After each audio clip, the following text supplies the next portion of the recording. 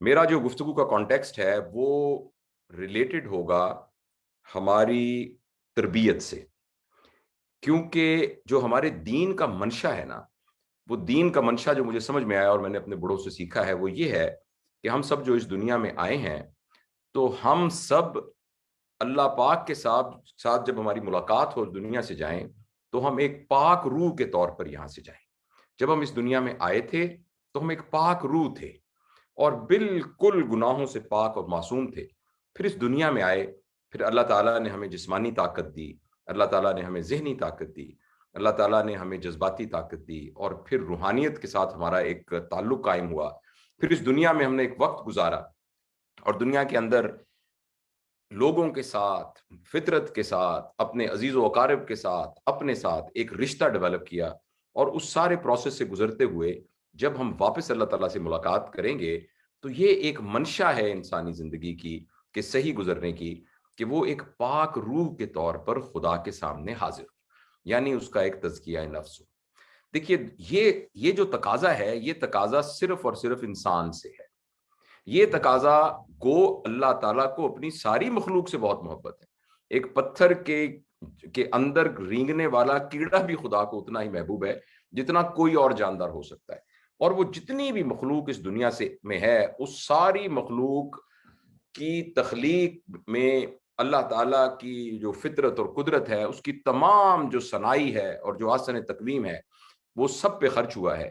لیکن انسان باقی تمام مخلوقات سے ہمارے معلوم علم کے حساب سے صرف اس لیے مختلف ہے کہ باقی تمام انسانوں کی زندگی کی صرف ایک ڈائمنشن ہے، اور اس ڈائمنشن کا نام ہے اس کا جسم۔ لہٰذا انسان کے علاوہ جتنی بھی اور مخلوقات ہیں، ان کی ساری زندگی ان کی جسمانی ساخت اور جسمانی سروائیول کے گرد ریوالو کرتی ہے، جبکہ انسان میں اللہ پاک نے جسمانی ساخت کے علاوہ 3 اور پرتیں اور 3 اور سطحیں رکھی ہیں جو اسے باقی جانداروں سے بالکل مختلف کرتی ہیں۔ ان میں سے جسمانی یعنی ڈائمنشن کے بعد جو دوسری ڈائمنشن ہے وہ ہے انسان کا انٹلیکٹ، تیسری ہے انسان کی ایموشنالٹی، اور چوتھی ہے انسان کی اسپرچولیٹی۔ دیکھیے، آپ یہ کہیں گے کہ جانوروں میں بھی تو کسی درجے کا انٹلیکٹ ہوتا ہے اور جانوروں میں بھی کسی درجے کی ایموشنالٹی ہوتی ہے، تو یہ بات درست ہے، مگر ان کا انٹلیکٹ اور ایموشنالٹی کا جو لیول ہے وہ صرف اتنا ہے کہ اس کے ذریعے سے وہ اپنی سروائیول کو انشور کر سکتے ہیں۔ اس سروائیول کا تعلق اس بات سے ہے کہ ان کے کھانے پینے کا نظام اور ان کا دشمن سے، سردی گرمی سے اور بدلتے ہوئے حالات سے بچت کا نظام، اس کی استعمال کے لیے جتنا انٹلیکٹ چاہیے اور جتنی ایموشنالٹی چاہیے، بس ان کے پاس اتنی ہے۔ مگر انسانوں کے پاس اللہ تعالیٰ نے ان کے ایک جسم، ایک ذہانت اور ایک اس کے جذبات اور ایک روحانیت کی یہ جو سطحیں اللہ تعالیٰ نے انسان کو دی ہیں، میرے ذاتی خیال میں انسان کے اشرف المخلوقات ہونے کی یہی وجہ ہے۔ اچھا، آپ دیکھیے، جب ہم چھوٹے تھے تو آپ میں سے کافی اسٹوڈنٹ ہوں گے، لیکن بڑی کلاسز کے ہوں گے، تو 6ٹھی 7ویں 8ویں جماعت میں بایولوجی کے اندر ایک چیپٹر ہوتا تھا جس میں یہ تھا کہ جانداروں اور بے جان چیزوں میں کیا فرق ہے، آپ کو یاد ہوگا۔ تو اس میں ایک ٹیبل میں دائیں طرف لکھا ہوتا تھا کہ جو بے جان چیزیں ہیں وہ موو نہیں کر سکتی، بے جان چیزوں کی افزائش نسل نہیں ہوتی، بے جان چیزیں جو ہیں وہ سانس نہیں لیتی، بے جان چیزیں بڑی نہیں ہوتی، بے جان چیزیں مرتی نہیں ہیں، اور اس کے اپوزٹ میں یہ ساری باتیں جانداروں کے لیے لکھی ہوتی تھی۔ اس میں جو باٹم لائن تھی وہ یہ تھی کہ بے جان گرو نہیں کرتا، اور انسان اور جو جاندار ہے وہ گرو کرتا ہے۔ اب میں جو پچھلی بات آپ سے عرض کی ہے، اگر میں دونوں کو منطبق کروں، کسی بھی جاندار کی گروتھ انسانوں کے علاوہ، اس کی گروتھ کا تعلق اس بات سے ہے کہ اس کا جسم کیسے نشو و نما پاتا ہے، لیکن انسان کی گروتھ کا تعلق اس بات سے ہے کہ انسان کی وہ چاروں ڈائمنشنز جو میں نے آپ کے ساتھ ڈسکس کی ہیں، وہ چاروں ڈائمنشن گرو کر رہی ہیں کہ گرو نہیں کر رہی۔ اگر صرف انسان کا جسم گرو کر رہا ہے، وہ 2 سال کا تھا، پھر 6 سال کا ہو گیا، پھر 20 سال کا ہو گیا، پھر 50 سال کا ہو گیا، تو یہ اس کی 25% گروتھ کی ڈائمنشن کا پیرامیٹر ہے۔ اس کے ساتھ ساتھ اس کی ذہانت کو بھی گرو کرنا چاہیے، اس کے ساتھ اس کی ایموشنالٹی کو بھی گرو کرنا چاہیے، اس کے ساتھ اس کی اسپرچولیٹی کو بھی گرو کرنا چاہیے۔ جب یہ 4 چیزیں گرو کریں گی تو پھر ہم یہ کہیں گے کہ انسان جاندار ہے، انسان زندہ ہے. یہ زندگی فزیکل اور بایولوجیکل پیرامیٹر میں تو سیٹسفائی ہو جائے گی اگر انسان کا جسم صرف گرو کر رہا ہو، لیکن اسپرچول معنوں میں، فلاسافیکل معنوں میں اور حقیقی معنوں میں وہ انسان گرو نہیں کر رہا جس کا صرف جسم گرو کر رہا ہے. اگر اس کا انٹلیکٹ گرو نہیں کر رہا، اس کی ایموشنالٹی گرو نہیں کر رہی، اس کی اسپرچولیٹی گرو نہیں کر رہی، تو انسان گرو نہیں کر رہا. دیکھیے ہمارے دین کا جو بنیادی مزاج ہے وہ انسان کی تربیت کا مزاج ہے. اللہ پاک نے اس دنیا میں جب ہمیں بھیجا، اور قرآن کی ایک آیت کا ہی مفہوم ہے جو ہم نے علماء سے سنی ہے کہ اگر، اور خدا مجھے معاف کرے اگر یہ کوئی حدیث ہو، میں اس کے بارے میں شور نہیں ہوں، مگر یہ اس طرح سے ایک بات میں نے سنی کہ اگر انسان کی تربیت کے لیے انبیاء اس دنیا میں تشریف نہ بھی لاتے، تب بھی انسان اس بات کا مکلف تھا کہ آخرت میں جب اس سے پوچھا جاتا کہ اس نے ایک خدا کو کیوں نہیں مانا، تو انسان کے لیے یہ دلیل کافی تھی کہ مشرق سے سورج نکلتا ہے اور مغرب میں غروب ہوتا ہے. انسان کے لیے اللہ تعالیٰ کی جو نشانیاں موجود ہیں، بغیر کسی بتانے والے کے بھی وہ نشانیاں اتنی سٹرونگ ہیں کہ انسان اس بات کا مکلف تھا کہ وہ ایک خدا پر یقین لے کر آتا اور اس کی اطاعت کرتا. لیکن خدا تعالیٰ کیونکہ ہمارے دین کا مزاج ہی تربیت ہے، تو اللہ پاک نے ہم پر بہت آسانی کی کہ ہمیں پیدا کرنے کے بعد نہ صرف یہ کہ وہ نشانیاں ہمارے لیے ظاہر کیں، بلکہ ان نشانیوں کو ایکسپلین کرنے کے لیے اللہ تعالیٰ کے جو برگزیدہ بندے تھے ان کو دنیا میں مبعوث فرمایا. حضرت آدم سے لے کر اور یہ سلسلہ نبی پاک صلی اللہ علیہ وسلم تک چلا، جہاں آ کر وہ تربیت کا پورا نظام اپنی پیک کے اوپر اور اپنی یعنی خوبصورتی کی اور اپنے لیول کی انتہا پر پہنچا. اور صرف اتنا نہیں، اس کے علاوہ نبی پاک یعنی اس بات کے بعد دو اور چیزیں بھی اللہ پاک نے تربیت کے لیے ہمیں یعنی عطا کی. ان میں سے ایک چیز تربیت کا مینول ہے جس کا نام قرآن پاک ہے، اور دوسرا اس مینول کا پریکٹیکل ڈیمونسٹریشن نبی پاک صلی اللہ علیہ وسلم کا اسوہ ہے، اور نبی پاک صلی اللہ علیہ وسلم کی گزاری ہوئی پوری زندگی ہمارے سامنے رکھ دی گئی، تاکہ اب کوئی دلیل باقی نہ بچے کہ انسان تزکیہ نفس اپنی روح کو پاک کیے بغیر اللہ کے سامنے پیش ہو اپنی موت سے پہلے. دیکھیے ہم جب بھی کسی آرگنائزیشن کو جوائن کرتے ہیں تو اس آرگنائزیشن کے اندر جو روٹین ورک ہوتا ہے اس کے بعد کچھ اسپیشل ٹائم ہوتا ہے جس میں ان کے امپلائیز کی ٹریننگ ہوتی ہے، ان کے امپلائیز کے لیے ریفریشر کورسز ہوتے ہیں، ان کے امپلائیز کے لیے ورکشاپ کرائی جاتی ہیں. میرا تعلق چونکہ اسی کام سے ہے، میں یہ سمجھتا ہوں کہ اللہ پاک کا بہت بڑا کرم ہے کہ ہم سب مسلمانوں کے لیے اللہ تعالیٰ نے یہ رمضان کا مہینہ وہ پیریڈ ہے جس میں ہماری ٹریننگ کے لیے ٹریننگ ورکشاپس کرائی جاتی ہیں. یہ وہ پیریڈ ہے جس کے اندر ہمارے ریفریشر کورسز ہو رہے ہیں. یہ وہ پیریڈ ہے جس میں ہمیں مشق، دیکھیں نا، فوج جو ہے جنگ کی حالت میں نہ بھی ہو تو وہ مشقیں کرتی ہے، اور مشکل حالات میں مشقیں کی جاتی ہیں.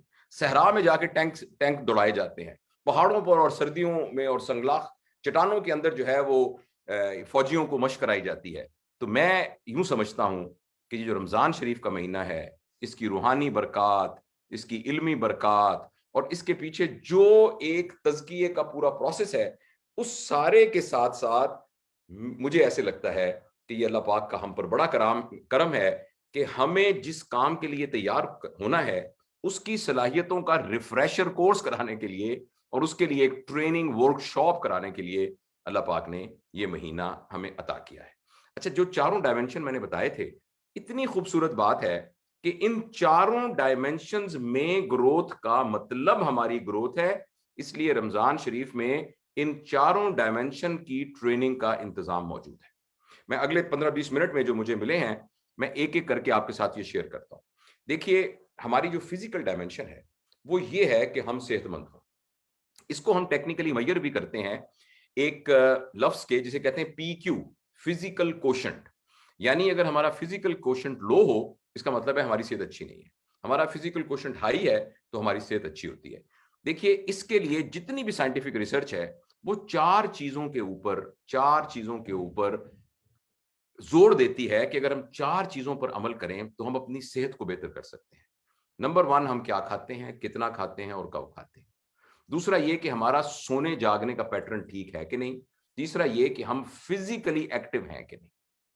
دیکھیے رمضان شریف میں اگر کوئی شخص اپنی صحت کے لیے پلان کرنا چاہتا ہے، ایک آدمی ہے اس کا پیٹ نکلا ہوا ہے، ایک آدمی کی انرجی لیول بہت کم ہے، ایک آدمی کو امیونٹی ڈکریز ہو کے اس کی وجہ سے اس کو بیماریاں لگی ہوئی ہیں، تو اس کی فزیکل ڈائمینشن کی ٹریننگ کے لیے رمضان شریف آپ کو زبردست قسم کا ایک پیرامیٹر پرووائڈ کرتا ہے۔ اگر ہم رمضان کی اس ترتیب کے مطابق دن میں 2 مرتبہ کھائیں، میرے پچھلے دنوں ہمارے ایک دوست آئے تو انہوں نے ہمیں یہ کہا کہ وہ زاہد چھیپا صاحب آئے جنہوں نے اسلام 360 ایپ بنائی ہے، بہاولپور تشریف لائے تھے، تو دوپہر کا وقت تھا تو ہم نے کہا بھی کھانا کھاتے ہیں، تو انہوں نے بڑی زبردست بات بتائی جو مجھے پہلے معلوم نہیں تھی۔ انہوں نے کہا کہ جو جنت ہے نا، جنت میں 2 دفعہ کھانا ملے گا، تو ہم صبح ناشتہ تو کرائے ہیں تو رات کا کھانا ہم جا کر کھا لیں گے، تو دوپہر کا کھانا ہم نہ بھی کھائیں تو کوئی بات نہیں۔ اس کا مطلب ہے کہ ہماری جسم کا جو نارم ہے وہ ڈیزائن اس طرح سے کیا گیا ہے کہ ہم دن میں 2 مرتبہ کھانا کھائیں۔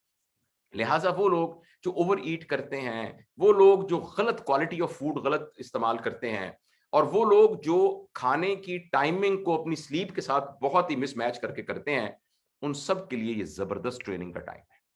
اگر ہم اپنی رمضان کے علاوہ بھی اپنے کھانے کی ترتیب کو ٹوائس اے ڈے کر لیں اور کھانے کی کوالٹی کے اندر جتنی آرگینک چیزیں ہیں ان کو شامل کر لیں اور جتنی سنتھیٹک چیزیں ہیں ان کو نکال دیں، تو انشاءاللہ العزیز آپ دیکھیے گا کہ ہماری صحت بہت زبردست ہو جائے گی۔ اسی طریقے سے جو سلیپ کا پیٹرن ہے، سلیپ کے پیٹرن میں سب سے خطرناک بات جو ہے وہ صبح دیر تک سوتے رہنا ہے، اور رمضان شریف ایکچولی ہمیں وہ اپرچونٹی پرووائڈ کرتا ہے جس میں ہم فجر سے پہلے ہی جاگ جاتے ہیں۔ اگر یہ ترتیب ہم رمضان میں ٹریننگ کر کے رمضان کے بعد بھی اس کو عمل کرنا شروع کر دیں، تو یہ 2 بہت اہم آسپیکٹس ہیں فزیکل کوشنٹ کے، جو کہ ہم بہت آسانی کے ساتھ اپنی عادات کو تبدیل کر سکتے ہیں۔ بس یہاں صرف ایک پریکاشن جو ہے وہ یہی ہے کہ رمضان میں ہم سے سب سے بڑی غلطی یہ ہوتی ہے کہ ہم کھانے کے ٹائمنگ کو تو ایڈجسٹ کر لیتے ہیں، مگر کوالٹی آف فوڈ کے بارے میں ہم بہت ہی غلطی کرتے ہیں۔ اور ایکچولی جتنی کوانٹٹی ہم رمضان کے علاوہ 3 وقت میں کھاتے ہیں، اس سے زیادہ کوانٹٹی ہم صبح اور شام کے وقت ملا کر کھا لیتے ہیں۔ اس لیے میں ایک میڈیکل ڈاکٹر بھی ہوں، میرا یہ آپ سے سجیشن ہوگی آپ سب کو کہ ہم رمضان شریف میں جو کچھ ہم روٹین میں کھاتے ہیں اس کے علاوہ ایکسٹرا کچھ چیزیں ایڈ نہ کریں۔ جیسے مجھے کبھی کبھی ایسا لگتا ہے کہ افطار میں پکوڑے کا ہونا شاید کوئی شرعی حکم ہے کہ اگر افطار جو ہے وہ پکوڑے کے ساتھ نہیں کی جائے گی، سموسے کے ساتھ نہیں کی جائے گی، فرائڈ فوڈ کے ساتھ نہیں کی جائے گی، تو شاید یعنی روزہ جو ہے وہ تھوڑا کمزور ہو جائے گا۔ اسی طریقے سے اگر سحری کے اندر گھی والے پراٹھے نہیں ہوں گے اور سحری کے اندر اس طرح کی مرغن چیزیں نہیں ہوں گی، تو یہ شاید کوئی شرعی حکم اس سے جو ہے وہ وائلیٹ ہو جائے۔ تو میرا کیا عرض کرنے کا مقصد یہ ہے کہ رمضان میں اپنی فزیکل صحت کے سلسلے میں اچھا سبق حاصل کرنا اور ٹریننگ کرنے کی بنیادی طریقہ یہ ہے کہ ہم وہی کھانا کھائیں جو ہم پہلے کھاتے تھے، وہی سادہ کھانا کھائیں جو پہلے کھاتے تھے، لیکن اس کی یعنی جو کوانٹٹی کو اوور ایگزیجریٹ نہ کریں اور زیادہ نہ کھائیں۔ تو یہ ہماری فزیکل ہے۔ اگر ہم فرض کریں 20 تراویح پڑھتے ہیں، ہم صبح فجر کی اور 5 نماز مسجد پڑھنے میں جاتے ہیں، صبح جو ہے ہم اٹھتے ہیں یعنی فجر سے پہلے، اور اس طریقے سے اپنی زندگی کو کنڈکٹ کرنے کو اپنی عادت بنا لیتے ہیں، اور بعد میں بھی رمضان غیر رمضان میں بھی اس پر عمل کرتے رہتے ہیں، تو آپ دیکھیے گا کہ ہماری زندگی کے اوپر زبردست اثر ہوگا۔ جو ہماری زندگی کا دوسرا اسپیکٹ ہے وہ ہماری انٹلیکٹ ہے۔ میرے خیال میں انٹلیکٹ سے مراد، اس کی ڈیفینیشن کو بہت بڑی ہے، لیکن یہاں ہم اس کو محدود ڈیفینیشن میں یہ کہنا چاہیں گے کہ ہمارا مطالعے کا شوق، ہمارے ذہن کے اندر الجھی ہوئی گتھیاں، ہمارے پرابلم سالونگ ایبلٹی، ہماری کریٹیکل تھنکنگ یہ امپروو ہو۔ دیکھیے میرے خیال کے اندر جتنی مسلمان کی زندگی کے اندر کسی بھی انٹیلیجنس کا، کسی بھی نالج کا جو منبع ہے وہ قرآن پاک ہے۔ اور ابھی آپ سب لوگ تو ماشاءاللہ قرآن سے محبت کرنے والے ہیں، اور ابھی ہماری وہ بٹیا نے ابھی بتایا بھی کہ قرآن کے فہم کے سلسلے میں میڈیکل کالج میں پرنسپل تھا نا، تو اس کے بعد جب بچے MBBS کر لیتے تھے تو بچے اور بچیاں میرے پاس آتے تھے، سر ہمارے پاس ٹائم ابھی بہت فارغ ہے، ہماری ہاؤس جاب شروع ہو رہا ہے، ہمیں کہیں نوکری دلوا دیجیے، ہمیں کہیں اور کوئی اٹیچمنٹ دلوا دیجیے۔ تو میں ان سے کہتا تھا کہ اس پیریڈ میں آپ کوئی ایسا کام کر لیجیے جو بہت ضروری تھا اور آپ نے نہیں کیا تھا۔ تو کہتے ہیں مثلاً کیا؟ تو میں ان سے یہ پوچھتا تھا کہ بتائیے آپ میں سے کتنے لوگوں نے قرآن کو سمجھ کے پڑھا ہوا ہے؟ تو آپ حیران ہوں گے کہ وہ بچے جن کے 1100 نمبر آئے ہیں FSC میں، جنہوں نے MD کیٹ کے اندر 90,000 بچوں میں سے 3,000 بچے تھے جنہوں نے اتنی موٹی موٹی انیٹمی فزیولوجی کی کتابیں پڑھی ہیں، ان میں سے 98% نے قرآن کو فہم کے ساتھ کبھی بھی نہیں پڑھا۔ اور مجھے نہیں پتا ہم جتنے لوگ دیکھ رہے ہیں ہم بھی اپنے دل میں جھانک کر دیکھیں کہ ہماری زندگی میں قرآن کی اہمیت کتنی ہے. جتنے توجہ کے ساتھ ہم روز کا اخبار پڑھتے ہیں, جو ٹاپ آف دا لائن ہم خبریں سنتے ہیں, ٹاپ آف دا آر, کیا اسی کم از اتنے ہی لیول پر ہم نے کبھی قرآن کے فہم کو اپنی زندگی کا اور اپنے انٹلیکٹ کا حصہ بنایا ہے؟ تو جو انٹلیکٹ کی معراج ہے وہ اللہ پاک کا کلام ہے, اور رمضان شریف ہمیں اس کے لیے زبردست اپرچونٹی فراہم کرتا ہے. دیکھیے 30 مہینے, 30 دن, 30 سپارے, ایک سپارے کا مفہوم ایک دن میں پڑھنا بالکل آسان ہے, ایزی ہے.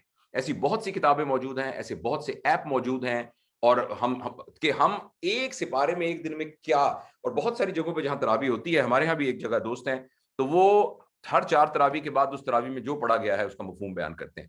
تو ہمیں اپنے طور پر کوئی ایسا پلان بنا لینا چاہیے کہ یہ رمضان مبارک ہمارے اندر فہم قرآن کی جستجو, یہ بھی ہو سکتا ہے کہ پورے رمضان میں ہم پورا قرآن کا فہم کو مکمل نہ کر سکیں, لیکن کم از کم ہم اس راستے پر چلنا شروع کر دیں.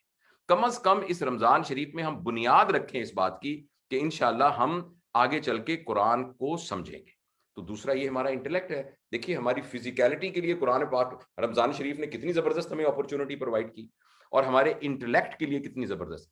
تیسری بہت بڑی وجہ, بہت بڑا یعنی ہماری زندگی کا اسپیکٹ ہے, وہ یہ ہے کہ ہم ایموشنلی انٹیلیجنٹ نہیں ہیں. ایموشنلی انٹیلیجنٹ ہونے کا مطلب یہ ہے کہ جو میرے دل میں جذبات ہیں, جو میرے دل میں احساسات ہیں, مجھے ان کی سمجھ ہی نہیں ہے. اچھا اگر مجھے اس کی سمجھ ہے تو اس کو ادا کرنے کے لیے میرے پاس مناسب الفاظ ہی نہیں ہے. اور جو میرے سامنے بیٹھا ہے, جو میرا تعلق والا ہے, جو میری محبت, جس سے میں محبت کرتا ہوں, وہ جس کی ذمہ داری میرے اوپر ہے, اور وہ جو میرے دائرہ اثر کے اندر ہے, اس کے کیا جذبات ہیں, اس کی کیا فیلنگ ہے, مجھ میں وہ استطاعت نہیں ہے کہ میں اس کو سمجھ سکوں. اس بات کو ایموشنل الٹریسی کہتے ہیں. اور رمضان شریف میں تو زبردست اس بات کی اپرچونٹی ہے کہ ہمیں اپنے جذبات کی تربیت کرنے کا سبق ملتا ہے. آپ نے یہ بات سنی ہوگی اور ہمارے اور دوستوں نے بتائی بھی ہوگی کہ رمضان میں یہ کہا گیا ہے کہ بھئی آپ خاص طور پہ ویسے جھوٹ کبھی نہیں بولنا چاہیے, رمضان شریف میں آپ غصہ نہ ہو, رمضان شریف میں آپ کسی کو برا بھلا نہ کہیں, رمضان شریف میں لڑائی جھگڑے والی جگہوں سے دور رہیں. میرے خیال میں اس بات کو سمجھتے ہوئے کہ انسان کی زندگی کا ایک بہت زبردست آسپیکٹ جو ہے وہ ایموشنالٹی ہے, تو اللہ پاک نے رمضان شریف کے میں ان تمام چیزوں کی تربیت کا بھی ایک زبردست موقع ہمیں فراہم کیا ہے. اب یہ میرے اور آپ کے اوپر ہے کہ ہم سب ایک لسٹ بنائیں, اور میں تو یہ چاہوں گا, اور میں نے اس دفعہ کی لسٹ تو بنا بھی لی ہے, کہ میں یہ دیکھوں کہ میرے اندر کیا برائیاں ہیں, یا میرے اندر وہ کون سی عادات ہیں جو غیر ضروری ہیں, یا کون سی وہ عادات ہیں جو نقصان دہ ہیں. وہ عادات یعنی موبائل کا ایکسیسو یوز بھی ہو سکتا ہے, جو راجہ صاحب ابھی بتا رہے تھے. وہ عادات دل کے اندر کسی کے بارے میں کینہ رکھنا بھی ہو سکتا ہے, بغض رکھنا بھی ہو سکتا ہے. مجھے ایسا لگے کہ مجھے عہدے کی بڑی خواہش ہے, مجھے ایسا لگتا ہے کہ مجھے تعریف سننا اچھا لگتا ہے بہت زیادہ, مجھے ایسا لگتا ہے کہ بعض اوقات میں اونچا بولنا شروع کر دیتا ہوں, بعض اوقات میں ضد کرنے لگ جاتا ہوں, بعض اوقات میں لوگوں کے جذبات کا یعنی آپ کوئی بھی لمبی سی ایگزاسٹیو لسٹ بنا لیں اور دیکھ لیں کہ اس رمضان شریف میں میں کیا مشق کروں کہ میری یہ ہیبٹس جو ہیں اس سلسلے میں میرا دماغ وہ ری وائنڈ ہو جائے, میرا دماغ جو ہے وہ ری رائٹ ہو جائے, میری سارا اسکرپٹ جو دماغ کے اندر ہے, اور میں مشق کر کے ان عادات سے جان چھڑا لوں. میں ابھی دن میں آپ کا یہ آن کیا میں نے, تو ایک بزرگ وہ فرما رہے تھے کہ اگر 40 دن تک ہم اپنے آپ کو ریسٹرین رکھیں اور کسی ایسی عادات کے اندر رکھیں جو کہ ہم سیکھنا چاہتے ہیں, اور ان عادات سے ریفرین کریں جن سے ہم بچنا چاہتے ہیں, تو 40 دن بہت ہوتے ہیں کہ جس میں ہمارے دماغ کے اندر ری پروگرامنگ ہو جاتی ہے, یا موڈیفائڈ پروگرامنگ ہو جاتی ہے, جس سے ہم اپنے آپ کو چینج کر سکتے ہیں. اور آخر میں جو ہماری زندگی کا چوتھا آسپیکٹ ہے وہ ہے ہماری اسپرچویلٹی. دیکھیے ہو سکتا ہے کہ جانوروں کے میں کچھ انٹیلیجنس ہو, جیسے آپ دیکھیں کچھ بندر ہیں, ان میں دیکھا گیا ہے کہ ان کے اندر ذہانت ہے.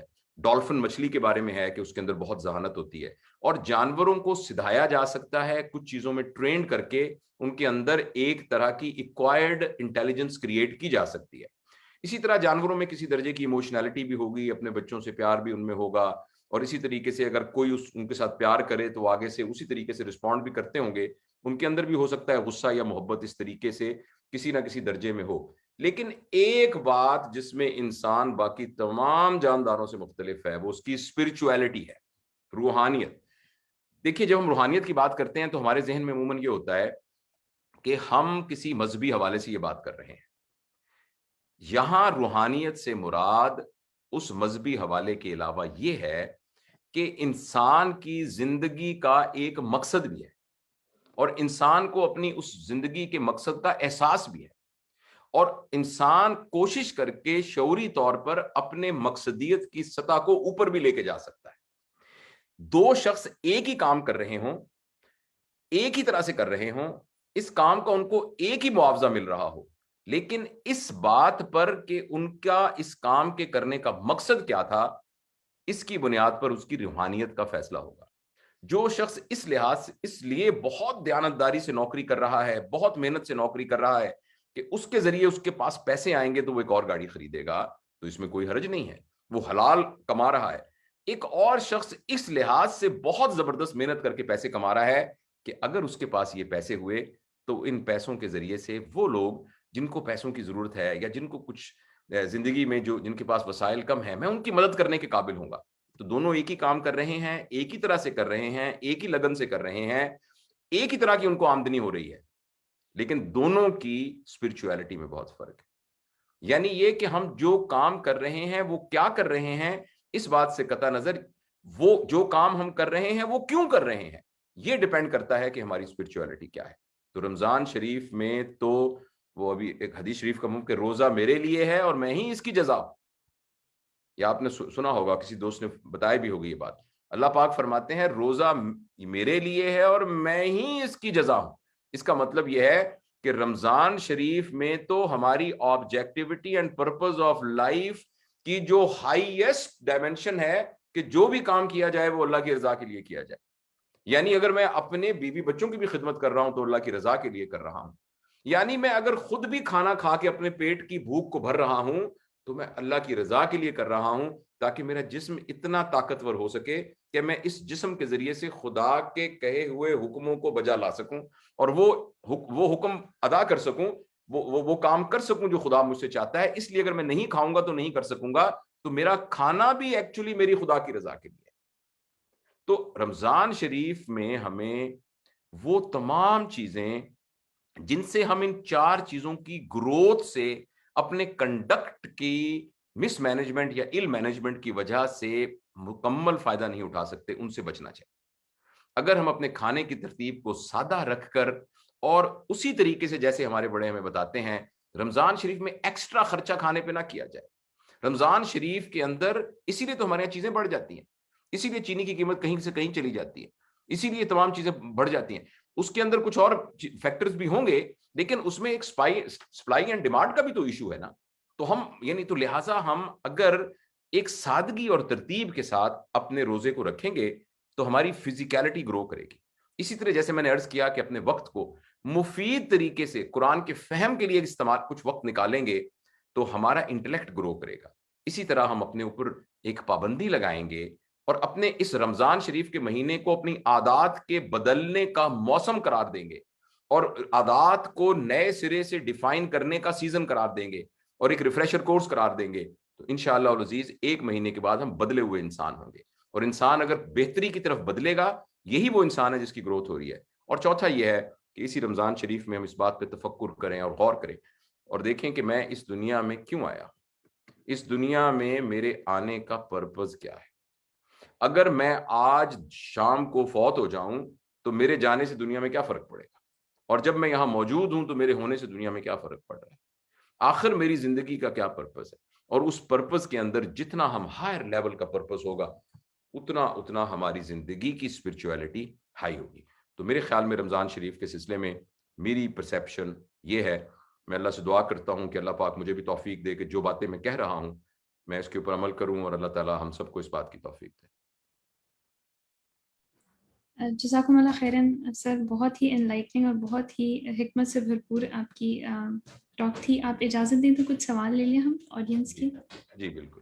ٹھیک ہے، ایک سوال آ رہا ہے، یہ پوچھ رہی ہیں کہ آپ کیا کتاب سجیسٹ کر سکتے ہیں ایموشنل انٹیلیجنس کے لیے، اور ہم دن بھر میں کیا پریکٹیکل سٹیپس لے سکتے ہیں جس سے ہمیں ایموشنل انٹیلیجنس جس سے ہماری ایموشنل انٹیلیجنس میں اضافہ ہو؟ دیکھیے بیٹا، بات یہ ہے کہ کسی بھی علم کے دو آسپیکٹ ہوتے ہیں. ایک ہے اس کی تھیوری اور ایک ہے اس کو تجربے کے طور پر اپنے مزاج کا حصہ بنانا. میں اس بات کے بالکل خلاف نہیں ہوں کہ آپ کتابیں پڑھیں، میں اس بات کے بالکل خلاف نہیں ہوں کہ آپ لیکچر سنیں، تو ان چیزوں سے فرق پڑتا ہے. لیکن یہ تمام اگر ہمیں فرض کریں 4 تھیوریز ایموشنل انٹیلیجنس کی آ جائیں گی، اور اگر ہمیں یعنی 6 ان آتھرز کے نام آ جائیں گے کہ جنہوں نے ایموشنل انٹیلیجنس کے اوپر مختلف تجربات کیے، اور ہمیں ایموشنل انٹیلیجنس کے نہ ہونے کے کیا نقصانات یہ زبانی یاد ہو جائیں گے، اور ہم اور لوگوں کو اس کے بارے میں تقریر کر کے بتا سکیں گے، تو اس کا یہ مطلب قطعاً نہیں ہوگا کہ ہم ایموشنلی انٹیلیجنٹ ہو جائیں گے. ویسے تو آپ لکھیں گے تو نیٹ کے اوپر بے شمار چیزیں موجود ہیں، یوٹیوب کے اندر بہت زیادہ موجود ہے، آپ دیکھ سکتے ہیں. لیکن ایموشنل انٹیلیجنس کو حاصل کرنے کے لیے میرے خیال میں جو سب سے اہم چیز ہے وہ یہ ہے کہ ہمیں ریفلیکشن کی عادت ہو. ریفلیکشن کا مطلب یہ ہے آسان ریفلیکشن، شیشے میں آپ اپنا چہرہ دیکھتے ہیں. ہم دن میں ایک دفعہ، اور بیسٹ ٹائم ہے رات کو سوتے وقت، سارے دن پہ غور کریں کہ آج سارے دن کی جو پوری دن کی فلم چلائیں اور دیکھیں کہ آج سارا دن میں میں نے کیا کیا. ایک واقعہ میرے دفتر میں ہوا، اس واقعے میں کون کون موجود تھا، وہ ساروں کے ساتھ میرا کیا رویہ تھا، اس وقت ان لوگوں کے کیا جذبات ہوں گے اور اس وقت میرے کیا جذبات ہوں گے. اگر آپ اس کا فریم ورک دیکھنا چاہیں تو ایک صاحب ہیں جن کا نام ہے گبز، GIBBS. انہوں نے ایک ماڈل بتایا ہے جس کو گبز ماڈل کہتے ہیں. وہ ایکچولی یہی باتیں ہیں کہ آپ کسی بھی واقعے کا انالیسس کریں رات کو بیٹھ کر، اور یہ دیکھیں کہ یہ جو میں نے کیا یہ کیوں کیا، اور رات کو ہی آپ کو پتہ لگ جائے گا کہ فلاں جگہ پر جو میں نے بات کی مجھے نہیں کرنی چاہیے تھی، اس جگہ پر جو میں نے اس شخص کو کے بارے میں ایک نیت کے اندر ایک شک لے کے آیا وہ مجھے نہیں کرنا چاہیے تھا. یہ جو مشق ہے نا ریفلیکٹو ہونا، یہ اصل میں ایموشنلی ہمیں انٹیلیجنٹ کر دیتی ہے. اور دوسری بات ایک اہم ہے کہ کسی طریقے سے ہم اپنی ایگو سے جان چھڑائیں. ہمیں ایموشنلی انکمپیٹنٹ کرنے میں جو سب سے بڑا فیکٹر ہے وہ ہے ایگو. ایگو کا مطلب یہ ہے ہمیں ہر بات پہ یہ لگنے لگ جائے کہ میری بے عزتی ہو گئی ہے، اس نے یہ کہا تو میری بے عزتی ہو گئی، وہاں میں گیا لوگ اٹھ کے کھڑے نہیں ہو گئے میری بے عزتی ہو گئی، چونکہ میں نے بات کہی تھی انہوں نے نہیں مانی تو میری بے عزتی ہوگی. دیکھیے ایگو کی ڈیفینیشن یہ ہے کہ آپ اپنے آپ کو وہ سمجھیں جو آپ نہیں ہیں. مثلا کوئی شخص یہ سمجھے کہ میں اس ادارے کا ڈائریکٹر ہوں، چاہے وہ ڈائریکٹر ہو بھی، ایکچولی وہ ڈائریکٹر نہیں ہے، ایکچولی وہ ایک شخص ہے، ڈائریکٹر ہونے کی ذمہ داری اس کو دی گئی ہے. لہٰذا جب وہ اپنے آپ کو ڈائریکٹر صاحب سمجھنے لگے گا تو اس کے ڈائریکٹر صاحب کو ذرا سا بھی دھچکا لگا تو اس کو لگے گا یہ مجھے دھچکا لگا ہے، اور وہ اس کو ریٹیلیٹ کرے گا. ہم اپنے آپ کو وہ سمجھتے ہیں جو ہم نہیں ہیں. ہم ایکچولی اللہ کے بندے ہیں، اللہ کے تمام بندے ایک جیسے ہیں، اور کوئی بھی شخص اپنے عہدے کی وجہ سے، اپنے پیسے کی وجہ سے، اپنے خاندان کی کسی بڑا ہونے کی وجہ سے، کسی زبان کی وجہ سے، کسی نیشنلٹی کی وجہ سے ایک دوسرے سے بڑا نہیں ہے. ہاں البتہ بڑا ہم میں سے وہ ہے جو تقوی والا ہے. اگر اللہ نے ہمیں تقوی کی توفیق دی ہے اور اس کی استطاعت دی ہے تو یہ میری ایکچولی سیلف رسپیکٹ ہے، یہ میری ایگو نہیں ہے، یہ میری سیلف رسپیکٹ ہے. تو ہمیں اپنی سیلف رسپیکٹ کا خیال رکھنا چاہیے، ایگو سے جان چھڑانی چاہیے. بالکل یہ نہیں سوچنا چاہیے کہ میری بے عزتی ہو گئی. اور دوسری بات جیسے میں نے آپ سے عرض کیا کہ ریفلیکٹیو پریکٹس کو عادت بنائے. نبی پاک صلی اللہ علیہ وسلم کی حدیث کا مفہوم ہے کہ جس کا آج گزشتہ کل سے بہتر نہیں ہے وہ ہلاک ہو گیا. تو میں اور آپ آج 4 تاریخ کو جو کچھ ہیں 5 تاریخ کو آج سے بہتر ہونے چاہیے. اگر یہ میں اس بات کا منصوبہ بنا لوں تو انشاءاللہ کل میں اس سے بہتر ہوں گا، کل میری ایموشنل انٹیلیجنس آج کی نسبت بہتر ہوگی. بہت شکریہ سر، جزاک اللہ خیر. ایک سوال اور یہ ہے، میرے خیال سے آپ کے اسٹوڈنٹس موجود ہیں، وہ پوچھ رہے ہیں کہ MBBS کے فائنل ایئر میں اور میڈیکل کی پڑھائی جو 8 سے 2 تک کلاسز ہوتی ہیں، اس کے ساتھ کیسے مینج کریں. 2 سوالوں کو میں نے ایک میں کیا کنورٹ کر دیا. MBBS کی پڑھائی اور کس کو کیسے مینج کریں؟ اور کہہ رہے ہیں کہ 8 سے 2 تک کا جو شیڈیول ہے پڑھنے کا، اس کے ساتھ رمضان کو کیسے مینج کریں. 8 سے 2 بجے تک جو آپ نے کالج جی میں جانا ہے یا یونیورسٹی جی، میں جانا ہے؟ کالج یونیورسٹی جی، یا غالباً آن لائن کلاسز ہو رہی ہوں گی کسی بھی دیکھیے اس صورت سلسلے میں آپ کو نا ایک جذباتی سی بات کرنے لگا ہوں. آپ حیران ہوں گے کہ جتنے بھی غزوات ہوئے ہیں نا وہ ان میں سے اکثر رمضان میں ہوئے ہیں. جب صحابہ نے روزے رکھے ہوئے تھے اور روزے رکھ کر وہ تلوار، جو آپ کبھی صحابہ کی تلوار دیکھیں جو کوئی میوزیم میں پڑی ہوتی ہے، تو میں اور آپ دونوں ہاتھوں سے اس کو اٹھا نہیں سکتے تھے جس کو اٹھا کے وہ لڑتے تھے. تو اگر تو آپ اس لیے کہہ رہے ہیں کہ ہمیں کوئی جسمانی طور پر انکیپیبلٹی محسوس ہوتی ہے تو یہ تو خیر ہمارے ذہن کا بہانہ ہے. تو میرے خیال میں تو اس میں کوئی پرابلم نظر نہیں آتا. آپ نے صبح اچھی طرح ناشتہ یعنی سحری کی ہوئی ہے, اس کے بعد آپ 8 سے 2 بجے تک اپنا آپ کام کر سکتے ہیں, اور آپ کام کریں 2 بجے کے بعد, جیسے ابھی وہ راجہ صاحب کہہ رہے تھے کہ تھوڑا سا آپ کیلولا کریں اور اس کے بعد باقی معمولات کے اندر آپ شامل ہو جائیں. تو مجھے نہیں سمجھ آیا کہ اس میں کیا ہو سکتی ہے وجہ. بہترین سر, بہترین. ایک سوال مجھ سے مس ہو گیا, لیکن وہ غالباً سونیا تھی, اور وہ یہ پوچھنا چاہ رہی تھی کہ آپ ہیبٹس میں کنٹینیوٹی کیسے لا سکتے ہیں, یعنی ہیبٹس آپ اڈاپٹ کرنا چاہتے ہیں, آپ فیل ہوتے رہتے ہیں, تو پھر آپ کیسے اس میں کنسسٹنسی لا سکتے ہیں؟ نہیں, فیل ہونا تو ہیبٹ نہیں ہے, فیل ہونا تو ہیبٹ نہیں ہے. فیل ہونا تو ایکچولی آپ کی یعنی کسی بھی چیز کو یعنی اس کو کسی چیز کو حاصل کرنے کے لیے اس کے لیے جو کیپیسٹی بلڈ تھی وہ کیپیسٹی نہیں تھی نا. تو اگر ہم اپنی کیپیسٹی کو بڑھا لیں گے, یعنی آپ ایک پہاڑ پر نہیں چڑھ سکتے تھے, 3 دفعہ چڑھے آپ نہیں چڑھ سکے, پھر آپ نے اپنی کیپیسٹی کو بڑھا لیا, اس کے لیے جو جو چیزیں رکاوٹ تھیں ان کو دور کر دیا, تو آپ اپنی کیپیسٹی کو بڑھائیں. تو اس طرح کا تو فیل ہونا تو کوئی ہیبٹ نہیں ہوتا. ہیبٹ کا یہ مطلب یہ ہوتا ہے کہ گیون سرکمسٹانسز میں آپ کا جو پریڈکٹیبل بیہیویئر ہے وہ ہیبٹ ہے. یعنی میں جیسے حالات کریٹ کرتا ہوں, ان حالات میں آپ کیا کریں گے یہ مجھے معلوم ہے کہ آپ کیا کریں گے, یہ ہے آپ کی ہیبٹ. تو ہیبٹ کے سلسلے میں ایک لمبی سی گفتگو ہے کہ ہیبٹ ہمارا 95% آف دی ٹائم ہمارا برین جو ہے وہ فکسڈ ہیبٹ کے طور پر کام کرتا ہے, رائٹ. تو بہت مشکل ہوتا ہے, اور اس بات پہ بہت مشکل ہوتا ہے کہ ہم اپنی ہیبٹ کو چینج کر سکیں اگر ہم اپنی روٹین کو نہ چینج کریں. تو میں صرف ایک بات کرنا چاہتا ہوں, یہ جو سونیا جنہوں نے ان کو بتانے کے لیے کہ بیٹا جو آپ آج کر رہی ہیں اگر آپ کل بھی وہی کریں گی تو کل بھی وہی ہوگا جو آج ہوا تھا. میں نے کہیں پڑھا کہ کسی شخص کے بیوقوف ہونے کی سب سے بڑی نشانی یہ ہے کہ وہ وہی کرتا رہے جو وہ پہلے کر رہا تھا, مگر توقع یہ رکھے کہ نتیجہ مختلف نکلے گا. لہٰذا ہیبٹ کو چینج کرنے کا طریقہ یہ ہے کہ جو کچھ آپ کو ابھی آؤٹ کم ہوا ہے وہ آپ کے ایک خاص رویے کی وجہ سے ہوا ہے. آپ کو اس رویے کو چینج کرنا پڑے گا. جب آپ رویے کو چینج کریں گے تو اس کا آؤٹ کم چینج ہو جائے گا. جزاک اللہ سر, بہترین. ایک سوال اور یہ ہے کہ سیلف ریسپیکٹ اور ایگو میں کیسے ڈیفرینشیٹ کریں؟ جی, جب آپ اپنے آپ کو بڑا سمجھ رہے ہوں 2 شرطوں کے ساتھ, کہ خود کو بڑا سمجھ رہے ہوں اور دوسروں کو چھوٹا سمجھ رہے ہوں, اور دوسری شرط یہ ہے کہ جس وجہ سے اپنے آپ کو بڑا سمجھ رہے ہوں وہ ریزن فالس ہو, تو یہ آپ کی ایگو ہے. یعنی آپ اپنے آپ کو بڑا سمجھ رہے ہیں اس لیے کہ آپ نے بہت ایکسپینسو گھڑی باندھی ہوئی ہے. آپ اپنے آپ کو بڑا سمجھ رہے ہیں کیونکہ آپ کے والد صاحب کی 2 فیکٹریاں ہیں.